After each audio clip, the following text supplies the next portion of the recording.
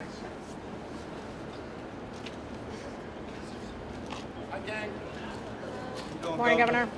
Good morning. Good morning. Is this where you want me here? Yes, please. Let me just say, to start, I'm happy to take some questions, too. Lori and I, First Lady and I, just had the opportunity to visit with our friend Mike Solomonov and his staff at Goldie. Got some great falafel and tahini shakes here, which I'm looking forward to having on my way back to the Capitol. I think this is a moment where the people of Philadelphia should come together and not only support restaurants like this, but need to stand up against hate and bigotry and anti-Semitism in all forms. I tried to call that out the other night, and I'm going to continue to call it out wherever I see it, here in Philadelphia or anywhere across Pennsylvania. Certainly here in the birthplace of democracy, folks have a right and should peacefully protest, should share their thoughts and their views, whether we agree with them or not. That's something that is to be protected. But there should be no place for anti-Semitism, bigotry, like what we saw the other night demonstrating right here in front of Goldie. I think now more than ever we've got to support establishments like that. We've got to call out hate wherever we see it. We've got to make sure we speak and act with moral clarity, and that's what I'm trying to do as governor each and every day. And with that, I'll be more than happy to take some questions if you have. Governor, since I ordered some food, had a chance to visit with Mike and his team. Got a chance to talk to some of the patrons that were going in there to grab their falafel, grab their food, and just was there to show my support for Mike and his team. I said thank you. This has obviously been a challenging moment for he and his team, but I wanted them to know that they're not alone. There's a lot of support there for them, and we want them to continue to be the great, successful business that they are. I think it's also important to note that in addition to Mike, there have been other restaurants that have been proposed to be boycotted by some in the city, including Stephen Star-owned restaurants. Obviously, they've focused on Jewish-owned restaurants, which kind of harkens back to 1930s Germany. And so I've had the opportunity to speak to Stephen and others across the city who have been targeted with a boycott. And there's just no place for that in the city of Philadelphia or anywhere in the Commonwealth of Pennsylvania. Governor, since you initially spoke out about this, we did hear from the organizers of the protest that evening who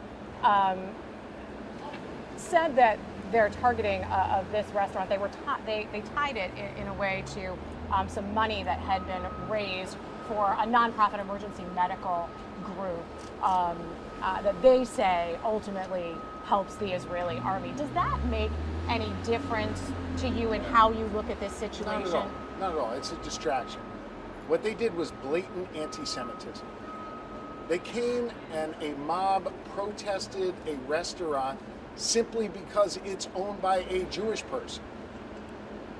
That is the kind of anti-Semitic tropes that we saw in 1930s Germany.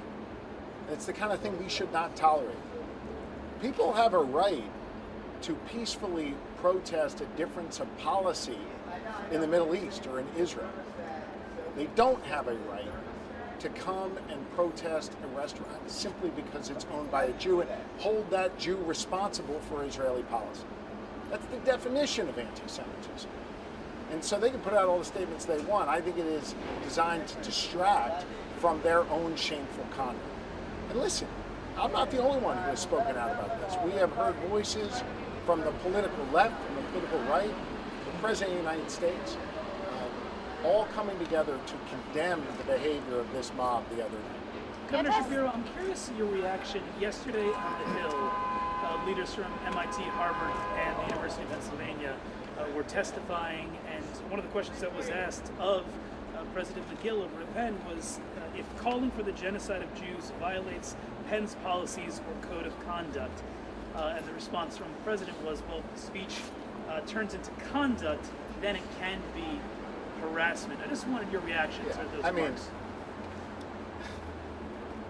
That was an unacceptable statement from the president of Penn. Frankly, I thought her comments were absolutely shameful. it should not be hard to condemn genocide. Genocide against Jews, genocide against anyone else. You know, I've said many times leaders have a responsibility to speak and act with moral clarity, and Liz Magill failed to meet that simple test. Now, I saw the Congresswoman's questioning of the three leaders. The simple answer is yes, that violates our policy. And again, I think whether you're talking about genocide against Jews, genocide against people of color, genocide against LGBTQ folks, it's all wrong. And it needs to be called out, and it shouldn't be hard. And there should be no nuance to that. She needed to give a one-word answer, and she failed to meet that test. Is there any action that you can or think that you should take as the state of Pennsylvania regarding the University of Pennsylvania? Well, I think right now the board at Penn has a serious decision they need to make. And that is, does the testimony under oath of their president in front of Congress represent the values of the University of Pennsylvania and the views of the board of the University of Pennsylvania? And I think they need to meet and meet soon to make that determination. What is your approach to leadership during this time when many people feel a division? And I want to answer your question, but I'd like to come back and just tie up a loose end on Lauren's question and your question. I think it's also important for you to know some context here with the University of Pennsylvania. I have spoken to President Magill multiple times since that hateful festival that they had on campus. I've spoken to the chairman of the board multiple times. I've made concrete recommendations to them on the kind of steps that I thought they needed to take to make sure that all students feel safe on their campus. They have seemingly failed every step of the way to take concrete action to make sure all students feel safe on campus. And then the testimony yesterday took it to the next level. It was failed leadership, clearly. And the fact that the president of a major university like the University of Pennsylvania can't simply sit down in front of Congress under oath and condemn,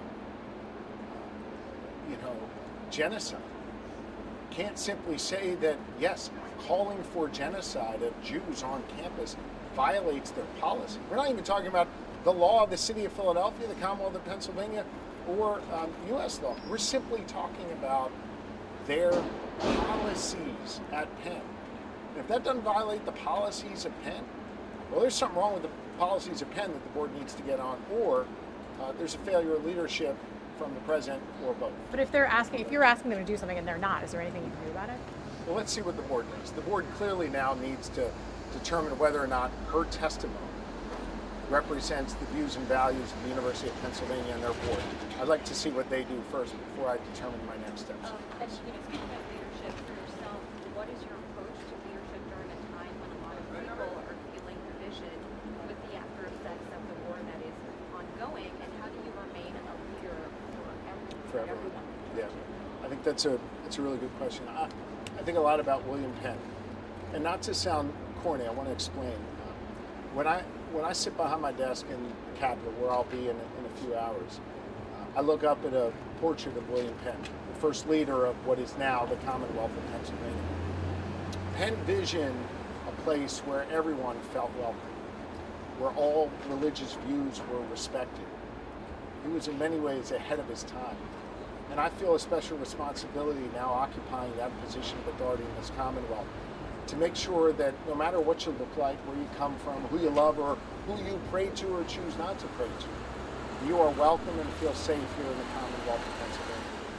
And so I think it's my job to call out hate and bigotry wherever I see it. A couple weeks ago, it was an act of hate that crossed the line into illegal, allegedly criminal conduct, where after a peaceful protest in support of Palestinians, an individual pulled up at the steps of the state capitol just a few feet from my office and I believe brandished some type of weapon and engaged in an alleged act of ethnic intimidation. As soon as we were able to get all the facts together a day or so later, we immediately called that out. I will not tolerate Islamophobia, anti-Semitism, racism, homophobia, you name it, in any form. And I think it is my responsibility as the leader of this Commonwealth to call it out. And then to work with lawmakers where appropriate to strengthen our laws in order to make sure everyone is protected. Governor, back to your visit. Did employees give you a sense as to how they're doing after Sunday's protest? Yeah, I asked several of the employees there how they're doing. They've been busy, which is good. People are showing up. I don't want to speak for them, but I think they're in good spirits, and they got a great leader like Solomon. Cool. We got time for probably one more question. My falafel's getting cold. Thanks, gang. Cool. Thank Thank you. you guys.